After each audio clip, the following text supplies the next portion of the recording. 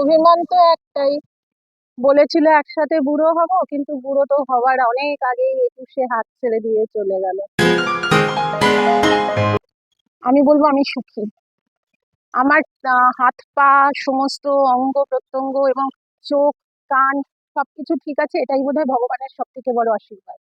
এবং আমি খিদের খাবার পাচ্ছি, আমি আরো 10 জনকে খিদের খাবার দিতে পারছি, আর আমার মাথার ওপরে ছাদ আছে। চাই না, তাহলে খুব নেগেটিভ হয়ে যাব। যেটা আমার জীবনে আছে, I am thankful to them, যে আমার কাছে এইটুকু আছে, এটা আছে। আমার কাছে কি নেই সেটা নিয়ে আমি ভাবতে চাই না, বরঞ্চ আমি এটা খুব রিলিশ করি যে আমার কাছে অনেক কিছু আছে। মন ব্যাপারটাকে তুমি কোনো মতেই বিউটি পার্লারে গিয়ে ঠিক করতে পারবে না, আর মন তো বুড়িয়ে যায় না, তাই মন সৌন্দর্য যেটা সেটাই হলো আসল সুন্দর। পোশাক একদম পার্সোনাল ব্যাপার, পোশাক নিয়ে কিছু বলাটা উচিতই নয়, এবং যারা বলে তারা অত্যন্ত নোংরা চরিত্রের মন, আমার অন্তত মনে হয়। যদি একটা ছেলে এবং একটা মেয়ে পাশাপাশি দাঁড়ায়, ছেলেদের যদি নিজেদের সব স্বাধীনতা থাকে, তাহলে মেয়েদের কেন থাকবে? স্বাধীনতা নিশ্চয়ই থাকবে, তবে উশৃঙ্খলতা নয়। একাকিত্বে ভোগার জন্য যে সময়টা দরকার, সেই সময়টুকুও পাই না, মানে এটা খুব সত্যি কথা।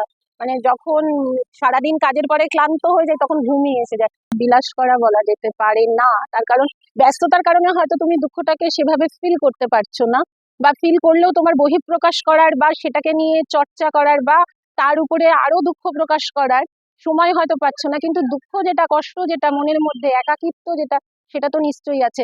তুমি যখন একটা হাউস ওয়াইফ থেকে বিজনেস ওম্যান হয়ে যাচ্ছ, তখন তোমার নিজের মধ্যে একটা কি বলবো, সেলফ গ্রুমিং একটা চলে আসে, সেটা নিশ্চয়ই আমি এনজয় করি, সেটা একটা তো কারণ বটেই। আবার এটাও কারণ যে হ্যাঁ, আমি একা থাকলেই আমার এই দুঃখগুলো আমার উপরে চেপে বসবে, সেই জন্যও আমি আরো দৌড়চ্ছি, এটাও একটা কারণ। পুরুষ বন্ধুরা জীবনের বিভিন্ন সময় আমাকে বিভিন্ন ভাবে সাহায্য করেছে, I am grateful to them. যদি ওরা দেখে তাহলে নিশ্চয়ই বুঝবে। কিন্তু পুরুষ বন্ধুদের মধ্যে থেকে কাউকে একজনকে স্পেশালি ভাবা এই মুহূর্তে ঠিক ইচ্ছাও নেই, সময়ও নেই, কারণ একজনকে স্পেশাল ভাবলে স্পেশাল সময় দেওয়াটা আমার মনে হয় উচিত। তো আমার ছেলে কিন্তু খুব আমাকে ইন্সপায়ার করে, কাজের জন্য বলে, ইম্প্রোভাইজ করে, সর্বদা বলে মা, বাবা কিন্তু তোমাকে কথা রাখেনি, বাবা বলেছিল চলো বুড়ো হবো একসাথে, বাবা কিন্তু বুড়ো হবার আগেই চলে গেছে, এবং ও কিন্তু আমার ঘাড়ে রেখে দিয়ে তোমাকে চলে গেছে। কেন বলো তো? তুমি বলবে না তুমি কথা রাখোনি, তোমার কথা আমি শুনবো না, তোমার কথা আমি ভাববো না, এই লোকটার কথা ভেবে এই জন্য তুমি কষ্ট পাবে না, যে কথা রাখেনি তাকে তুমি ভুলে যাও। এইভাবে আমাকে বোঝাবার চেষ্টা করে। 90% জীবনের কথা শেয়ার করি, ইভেন আমার কলেজ লাইফে কি কি মানে বন্ধু ছিল কি না ছিল, আমি কি ফ্লার্ট করেছি না করেছি, সব ও জানে। আর ওরও ও এমন একটা জায়গায় চাকরি করে, মানে কাজ করে আর কি, মিডিয়া প্রফেশনে, সেখানেও যা যা হয় কি না হয় সব টুকিটাকি আমার সাথে শেয়ার করে। আমরা খুব ভালো বন্ধু দুজন। ছেলের বউ এরকম আসবে যাকে আমি মেয়ে হিসাবে নিতে পারি, কিন্তু আমার চিন্তাধারা বা আমার কিছু ওর উপরে চাপিয়ে দিতে চাই না, বা আমার বাড়ির কোনো নিয়ম, সেগুলো কোনোটাই ওকে চাপিয়ে দেওয়া হবে না। নাচের ভীষণ শখ ছিল এবং শিখতামও, বিয়ের আগের দিন পর্যন্ত নাচ শিখেছি গুরুজির কাছে, কিন্তু তারপর যা হয়, শ্বশুর বাড়ি ভীষণ অর্থোডক্স ছিলেন, তো শ্বশুরমশাই বারণ করেছিলেন যে আমার বাড়ির কোনো বউ পায়ে ঘুঙুর করে নাচবে না, তো বন্ধ করে দেওয়া হয়েছিল। আজও ঘুঙুরটা তোলা আছে আমার ছেলের বউর জন্য, আমি চাপিয়ে দেবো না।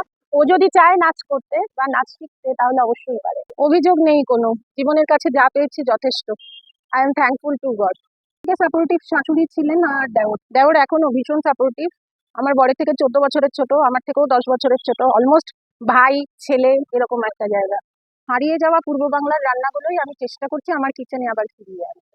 আমাদের একটা ছোট্ট স্বপ্ন, এনজিওটা অনেকগুলো, আমরা মহিলা, অনেকগুলো বন্ধু, অনেকগুলো অনলাইনের বন্ধু, কিন্তু সবাই একসঙ্গে মিলে সুন্দরবন, পুরুলিয়া, তারপর বাঁকুড়া, এই সমস্ত জায়গায় যারা পিছিয়ে পড়া ছেলে মেয়ে বা বউ, ঘরের বউ, তাদের জন্য আমরা কিছু করার চেষ্টা করছি, সেটা সেই 2006 থেকে। তো এটা একটা বড় স্বপ্ন যে ওখান থেকে একটা আমরা স্কুল করব বাচ্চাদের জন্য, চলছে, দেখা যাক। নাইটে লং ড্রাইভ খুব এনজয় করি, আর ওই সময় রাত্রিবেলায় লং ড্রাইভে পেছনের সিটে সুন্দর করে গুছিয়ে ঘুমাই, ওটা হলো আমার সব থেকে রিল্যাক্সেশন। তোমারও বিরহে রহিব বিলীন, তোমাতে করিব বাস। দীর্ঘ দিবস দীর্ঘ রজনী, দীর্ঘ বরষ